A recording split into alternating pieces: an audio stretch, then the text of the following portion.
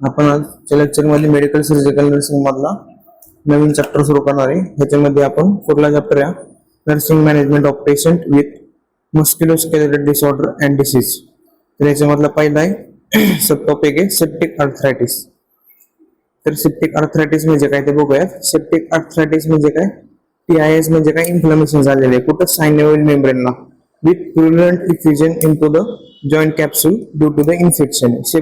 Sepsis होणे म्हणजे काय, इन्फेक्टेड होणे, आणि आर्थरायटिस म्हणजे इन्फ्लॅमेशन होणे कशाला, सायनोवियल मेम्ब्रेनला. हा मिनिंग घेतलं सेप्टिक आर्थरायटिसचा.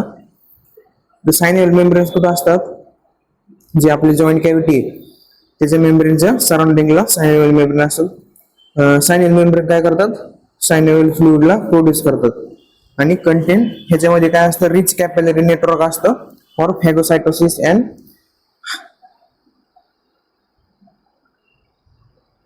हायलायुरिनेट producing function. तर हे सगळं तुमचं 12th स्टँडर्ड मध्ये झालेलं आहे. तर हे सगळं काम सायनोवियल फ्लुइड करतं. तर फर्स्ट इयरला तुमचं अॅनाटॉमी अँड फिजिओलॉजी झालेली आहे मस्क्युलोस्केलेटलची. कुठला जॉईंट कुठे असतो, कुठल्या जॉईंटचं ओरिजिन काय, मार्जिन काय, इन्सर्शन काय आहेत, त्याचे सराउंडिंग पार्ट काय आहेत, हे सगळं तुमचं झालेलं आहे. तर या डायग्राम मध्ये बघा सांगितलेले बघा, इन्फेक्शन झालेले आहे तर सायनोवियल फ्लुइड मध्ये. हे येलो कलरचं आहे इन्फेक्शन, आणि हे रेड कलरचं जे दाखवले कार्टिलेज दाखवलेले. हे जे लाईट ग्रीन कलरचे कॅप्सूल्स आहेत, जॉईंट कॅप्सूल्स, हा पेल्विक बोन आहे पूर्ण, हा फिमर आहे. तर सायनोवियल फ्लुइड मध्ये आपल्याला इन्फेक्शन झालेलं बघायला भेटतं, त्याला बोलतो सेप्टिक आर्थरायटिस. ओके. देन ह्याचे कॉजेस काय काय असतात, बॅक्टेरियल, व्हायरल, मॅक्रोबॅक्टेरियल आणि फंगल. बॅक्टेरियल मध्ये कुठले, स्टेफिलोकोकस, एन्युरियाज, इकोलाई, प्रोटिसिस अँड स्ट्रेप्टोकोकस, हे सगळे बॅक्टेरियाज कॉज करतात कशाला, सेप्टिक आर्थरायटिसला. आणि काही व्हायरल, काही मायक्रोबॅक्टेरियल आणि काही फंगल. तर याचे प्रिडिस्पोजिंग फॅक्टर कुठले कुठले आहेत, तर प्रिडिस्पोजिंग फॅक्टर म्हणजेच एटिओलॉजी किंवा कॉज, रिस्क फॅक्टर कुठले कुठले आहेत. जर पेशंटला ऑलरेडी रुमॅटिक आर्थरायटिस असेल त्या कंडिशन मध्ये पण आपल्याला सेप्टिक आर्थरायटिस पेशंट हे बघायला भेटतं. जर पेशंट कुठले IV ड्रग्स अब्यूज घेत असेल त्याच्यामुळे पण आपल्याला पेशंट सेप्टिक आर्थरायटिस बघायला भेटतो. Immunocompressive drug therapy, AIDS, diabetes mellitus, age जर मोर दॅन 18 इयर्स असेल त्या कंडिशन मध्ये पण आपल्याला पेशंट मध्ये सेप्टिक आर्थरायटिस बघायला भेटतं. क्रोनिक डिसऑर्डर, जर पेशंटला कुठला क्रोनिक डिसऑर्डर असेल, हार्टचा, व्हॅस्क्युलर डिसीज किंवा other skeletal disorders. So the pathogenesis of the bacteria can gain entrance to joint via 3 routes. Bacteria joint मध्ये कोणत्या रूटने येतो, कोणत्या 3 रूटने येतो, haematogenous, direct inoculation and direct spread from the adjacent focal infection. Haematogenous म्हणजे आतमध्येच ग्रो होतो, डायरेक्ट इन्क्लुजन डायरेक्ट त्या पार्टवरती अफेक्ट करतो, आणि direct spread of the adjacent focal infection, आणि डायरेक्ट स्प्रेड तिथे अटॅक करून डायरेक्ट त्याचे इन्फेक्शन स्प्रेड करण्याचं कारण होतं. एक एक करून बघायचं आपण आता. काय होमॅटोजेनियस स्प्रेड म्हणजे काय, हा एक कॉमन स्प्रेड आहे, बॅक्टेरिया बॉडीच्या आतमध्ये येण्याचा रस्ता आहे, हा कॉमन रस्ता आहे. Usually affected people with underline medical problem. ज्या पर्सन मध्ये ऑलरेडी काही मेडिकल प्रॉब्लेम असतील त्यांच्यामध्ये आपल्याला बॅक्टेरिया हेमॅटोजेनियस स्प्रेड ने बॅक्टेरिया ग्रो झालेले दिसतात. डायरेक्ट इनोक्युलेशन म्हणजे result from the penetrating trauma introduce organism during the diagnostic and surgical procedure, example arthroscopy किंवा इंट्राऑक्युलर इंजेक्शन. डायरेक्ट ऑन्क्लुजन म्हणजे ज्यावेळेस पेशंटला इंजुरी झालेली असते, पेनिट्रेटिंग इंजुरी म्हणजे ओपन वुंड इंजुरी झालेली असते, ओपन वुंडला बोलतात पेनिट्रेटिंग ट्रॉमा.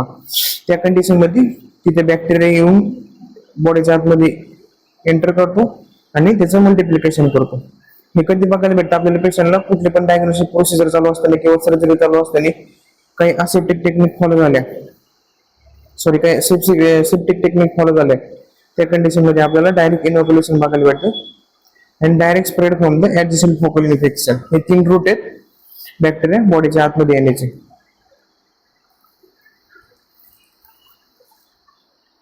तर direct spread of the adjacent focal infection कसं होतं, जो सायनोवियल मेम्ब्रेन्स आहे तिथे व्हॅस्क्युलरायझेशन होतं, म्हणजे तिथे जे व्हेसल तिथं जे सायनोवियल मेम्ब्रेनचे व्हॅस्क्युलरायझेशन होतात. आणि bacteria can easily enter synovial joint via the bloodstream, आणि जो बॅक्टेरिया आहे तो bloodstream through synovial joint येतो आणि तिथं एंटर करतो. There will be the inflammatory reaction and seropurulent exudate and increase in synovial fluid. आणि जिथं बॅक्टेरिया एंटर झालेला आहे ज्या सायनोवियल फ्लुइड मध्ये, तिथे होऊन त्याचं इन्फ्लॅमेटरी रिॲक्शन स्टार्ट होतात आणि जे सायनोवियल फ्लुइड आहे तिचं इन्क्रीज होतं. As pus appear in the joint, the articular cartilage is eroded and destroyed, partly by the bacterial enzyme and partly the enzyme of release from the synovium, inflammatory cells and the pus. त्याच्यानंतर तिथे inflammatory reaction झाल्यानंतर आणि सायनोवियल फ्लुइडचं volume increase झाल्यानंतर तिथे पस निर्माण होतो, म्हणजे पस तयार होतो जॉईंट मध्ये. आणि जे आर्टिक्युलर कार्टिलेजेस आपण पिक्चरला बघितलेले आर्टिक्युलर कार्टिलेज ते कसे होतात, रोडेड होतात आणि डिस्ट्रॉय होतात, खतम होऊन जातात. त्यानंतर तिथं काय होतं, काय रिलीज होतं, कुठले एन्झाईम रिलीज होतात, सायनोवियम, इन्फ्लॅमेटरी सेल्स अँड पस. तर याचे 3 कॅटेगरी मध्ये सांगितलेले. इन्फंट मध्ये काय बघायला भेटतं आपल्याला, एपिस्टॅसिस आहे जे बोनचा अपर पार्ट आहे तो डिस्ट्रॉय झालेला बघायला भेटतो, which is still largely cartilaginous. Infection children मध्ये काय, vascularization lead to necrosis of the epiphyseal bone. जे एपिफायसियल बोन आहे त्याचं नेक्रोसिस झालेलं बघायला भेटतं चिल्ड्रन मध्ये या कंडिशन मध्ये.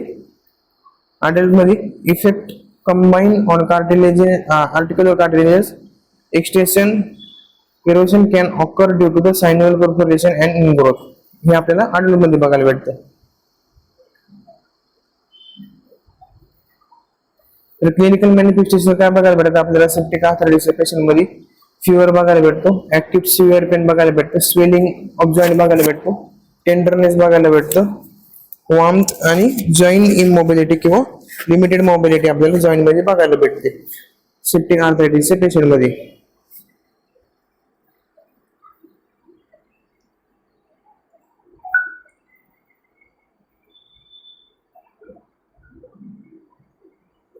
तर याचं इमेजिनिंग कसं करणार आपण, एक्सरे स्टडीज मध्ये काय दिसतं आपल्याला, अर्ली स्टेज मध्ये सॉफ्ट टिश्यू स्वेलिंग झालेले बघायला भेटते आपल्याला एक्सरे मध्ये. जे टिश्यू प्लेन्स आहेत ते आपल्याला लॉस झालेले बघायला भेटतात. And widening of the joint space, जो 2 जॉईंट मधला स्पेस आहे तिथे गॅप झालेला बघायला भेटतो आपल्याला अर्ली स्टेज मध्ये. लेट स्टेज मध्ये आपल्याला narrowing and irregularity of the joint space, जे जॉईंटचा स्पेस आहे तिथे नॅरोइंग झालेलं बघायला भेटतं. आणि इरेग्युलरिटी मध्ये वरती खाली जो शेप आहे नॉर्मल शेप पेक्षा वेगळा शेप होतो, त्याला इरेग्युलरिटी बोलतात, जॉईंट स्पेस मध्ये होते. आणि बोन डिस्ट्रक्शन आणि सिक्विस्ट्रम फॉर्मेशन या ठिकाणी होऊन जातं. हे आपल्याला एक्सरे मध्ये बघायला भेटतं. इथे तुम्हाला एक्सरे मध्ये दाखवलेलं आहे बघा. या डायग्राम मध्ये जो जॉईंट स्पेस आहे, इथला जो जॉईंट स्पेस आहे हा लॉस झालेला बघायला भेटतो. Subchondral erosion and sclerosis of the femoral head असं झालेलं दिसतं. हे सगळे एकत्र झालेले बघायला भेटतं आपल्याला या कंडिशन मध्ये. Osteonecrosis and complete collapse of the femoral head. जो फिमोरल हेड आहे, जो फिमोर बोनचा जो हेड आहे तो कम्प्लिटली आपल्याला डिस्ट्रॉय झालेला बघायला भेटतो किंवा कोलॅप्स झालेला बघायला भेटतो. आणि याच्या 2 बोन मधला जॉईंटचा गॅप आहे इथं सायनोवियल फ्लुइड असतं, हा इथं नॅरोइंग झालेला बघायला भेटतो आणि एक इरेग्युलरिटीज बघायला भेटते आपल्याला.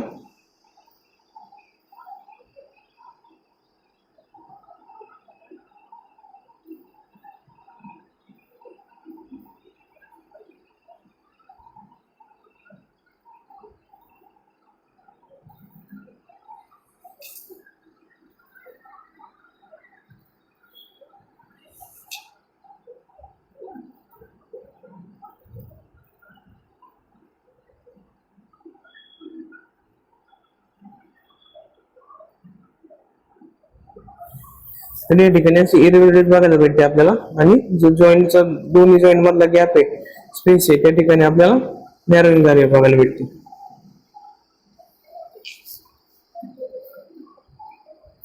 तर हे सगळे डायग्राम्स आहेत.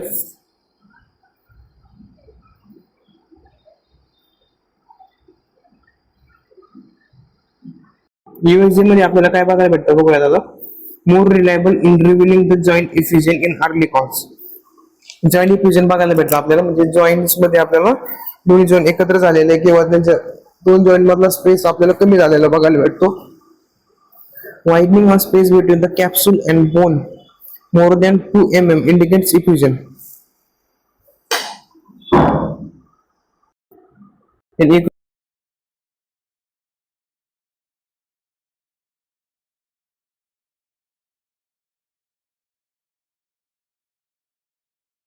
मध्ये आपल्याला ट्रान्झिस्टर सायनोव्हायटिस बघायला भेटतं आणि पॉझिटिव्हली इकोजेनेसिस सेप्टिक आर्थरायटिस बघायला भेटतं. आणि अल्ट्रासाऊंड कॅन डिटेक्ट जॉईंटमध्ये जॉईंटमध्ये आपल्याला स्वेलिंग झालेले बघायला भेटतं.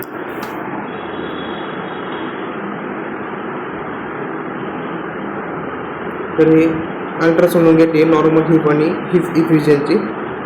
तर तुम्ही पॉज करून दोन्हीमधला डिफरन्स चेक करून घ्या. सिटीमध्ये काय बघायला भेटतं आपल्याला अर्ली फायंडिंगमध्ये टिश्यू स्वेलिंग झालेले बघायला भेटते आणि जो जॉईंटचा स्पेस आहे त्याच्यामध्ये आपल्याला वाइंडिंग झालेलं बघायला भेटते, म्हणजे गॅप झालेलं बघायला भेटतो. लेट फाइंडिंगमध्ये म्हणजे आफ्टर 2 to 3 weeks नंतर जो जॉईंटचा स्पेस आहे तिथं नॅरोईंग झालेले बघायला भेटते, वाइंडिंग नाही, नॅरोईंग झालेले बघायला भेटते. आणि burning of the fat planes, increase density of the fatty marrow, periosteal reaction झालेलं बघायला भेटते. कॉर्टिकल इरोजन किंवा कॉर्टिकल इरोजन काय बोलतात डिस्ट्रक्शन बघायला भेटतं. आणि गॅस सारखं स्ट्रक्चर तिथं आपल्याला बघायला भेटतं लेट फाइंडिंगमध्ये.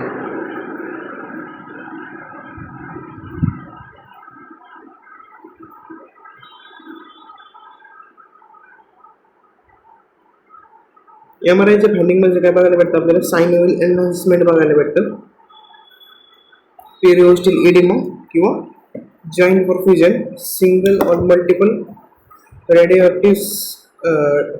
रेडिक्युलेशन ॲप्सेस बघायला भेटतं. Assessment of the extent tissue affect. Synovial enhancement जे काही तिथे हे होतं, ब्लड फ्लो इन्क्रीज होतं, इन्फ्लामेशन होतं, थिकनेस होतं सायनोव्हिल मेम्ब्रेनचं जॉईंटमध्ये, त्याला बोलतो सायनोव्हिल एनहान्समेंट. तर हे आपण बघितलं.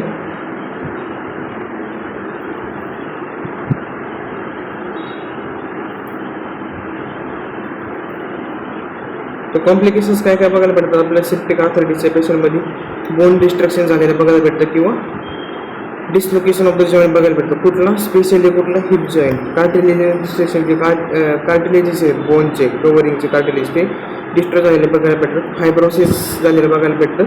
आणि अडल्टमध्ये partially destruction of the joint will result the secondary osteoarthritis बघायला भेटतं आपल्याला. सेकंडरी ऑस्टिओआर्थरायटिस बघायला भेटतो. ग्रोथ डिस्टर्बन्स बघायला भेटतो. Presenting and either localise deformity और शॉर्टनिंग ऑफ द बोन पेशंटमध्ये आपल्याला बघायला भेटतं. जे बोन आहे ते शॉर्ट झालेलं बघायला भेटतं किंवा बोनमध्ये आपल्याला काही डिफॉर्मिटीज बघायला भेटतात. तर हे सर्व होतं सेप्टिक आर्थरायटिस. एवढा इम्पॉर्टंट नाही as per the exam point of view, पण as per your knowledge is very important. Thank you.